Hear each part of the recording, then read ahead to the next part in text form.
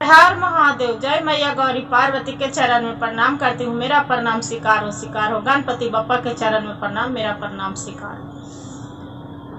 एक राजा थे। जब राजा था उसका एक और सुंदर सा पुत्री जन्म लिए थे। जब पुत्री जन्म ली तो बेचारी के पढ़ाव लिखाव बढ़िया से कुछ दिन बीते गया समय। जब लड़की होगी अपना ज्ञान पर चलने बोलने लगे, स्कूल जाने लगी, तो शिव भगवान के जरूर पूजा करती थी, मंदिर में जाती थी। एक दिन भी ऐसा नहीं था कि वो भगवान के पूजा नहीं करती थी, शिव मंदिर नहीं जाती थी। वैसे करते करते 5 साल के बीत गया। जब बीत गया अपना पिता से जीत की कि पिताजी मेरा एक गैया ले दीजिए, हम गौ माता के हम सेवा करेंगे, दूध खाएंगे, सेवा करेंगे। उनको पिता राजा थे तो राजा साहब गाय ले दिए। जब गाय ले दिए तो बेचारी क्या करती थी कि रोज एक रोटी ले जाके, पहला रोटी माँ बनाती थी, उसका एक रोटी ले जाके और गैया के रोज खिलाती थी। नितम दिन वैसी गाय पूजा करते करते करते करते समय बीतता गया। लड़की जवान हो गई, उसका शादी ब्याह सब हो गया। शादी ब्याह हो गया।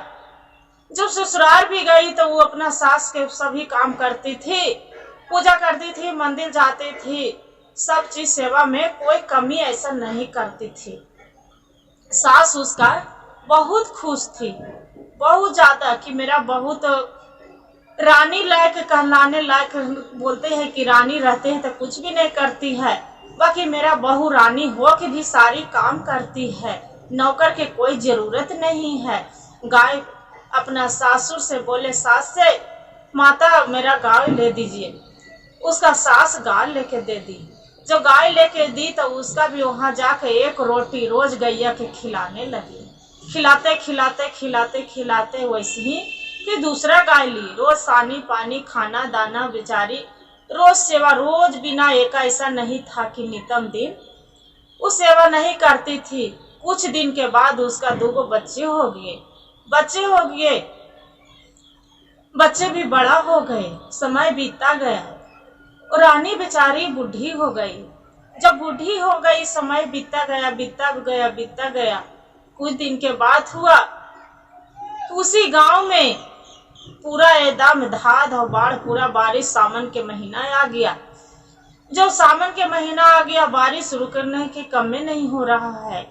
पूरा राजा साहब बोले कि देखिए बेटा, यहाँ है जो पूरा एक ब्राह्मण आए तो बोलते हैं कि यहाँ गांव मोहल्ला में पूरा धाद बाढ़ आने वाला है, से यहाँ के पूरा सब प्रजा लोग कोई नहीं रहेंगे, सब अपना अपना घर छोड़ के सब चली जाइए पहाड़ी पर, एक बस जाइए जाके पहाड़ी पर, ठीक है।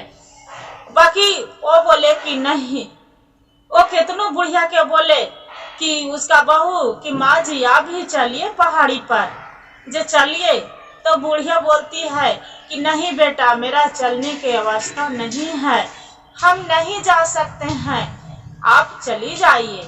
वो बोलते हैं उसका बहू कि नहीं माँ जी, आपको छोड़ के हम कैसे जा सकते हैं ये पानी बूंद में, बाकी आप भी चलिए।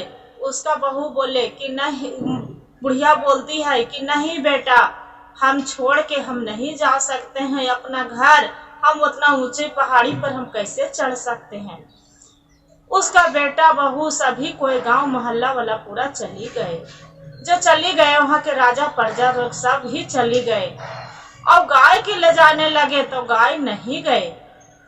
और इसका बहू आए तो गैया के कभी खाना देती थी, कभी नहीं देती थी, कभी रोटी देती थी, कभी नहीं देती थी।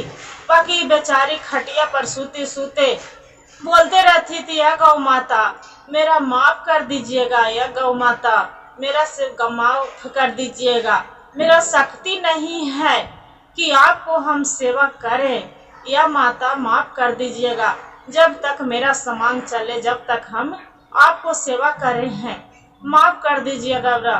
वो बेचारी देख रही है कि गौ माता के सेवा मेरा नहीं हो रहा है, इसलिए बेचारी वो रोज नितम दिन माफी मांगते रहती थी। सब चली गए पहाड़ी पर। देखते हैं कि सभी को घर डूब गया बारिश से। अब इसी के बेचारी के जो देखते हैं 2-4 दिन बीत गया। 5वें दिन उसका बेटा बहू आए हैं तो देखते हैं कि मेरा जैसे के जैसे है खटिया तर गाय खाड़ा है।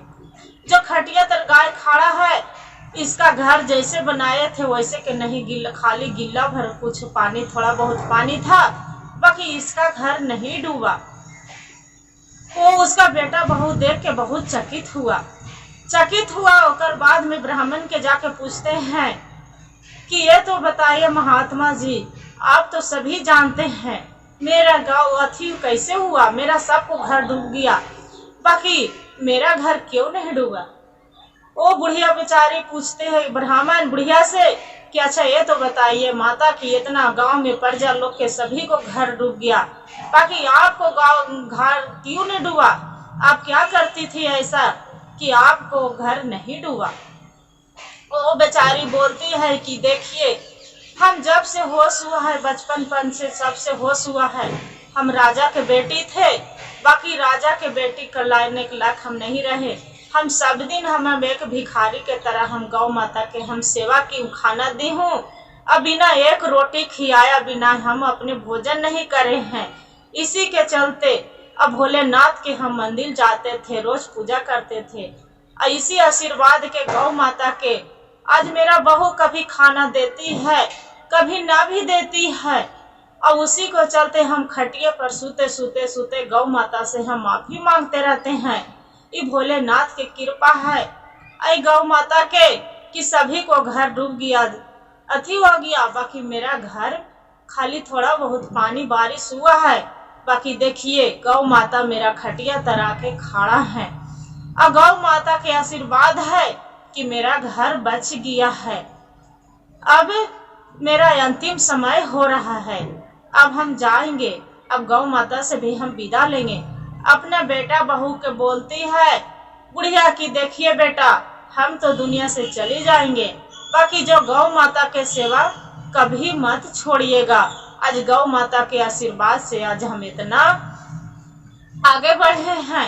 सभी को नजर से देख लीजिए निरा के कि सभी को घर डूब गया, अथी हो गया, टूट गया, गिर गया, बाकी मेरा घर जस के तस है। उसका बहू बेटा रहती है, जाके चरण पर बुढ़िया माता के गिर जाती है। एक ब्राह्मण भी गिर जाते हैं कि देखिए आज हम ब्राह्मण हो के भी इतना ज्ञान बुद्धि नहीं जाने, और एक रानी हो के भी इतना ज्ञान बुद्धि अब जाने। धन हो माता, जैसे सबको या भोलेनाथ या गौ माता जैसे कथक बुढ़िया माता के दया किए थे, एक राजा के किए थे, जैसे सबको करिएगा। कथा कहने वाला पर भी करिएगा और सुनने वाले पर भी करिएगा। हर हर महादेव, जय मैया गौरी पार्वती।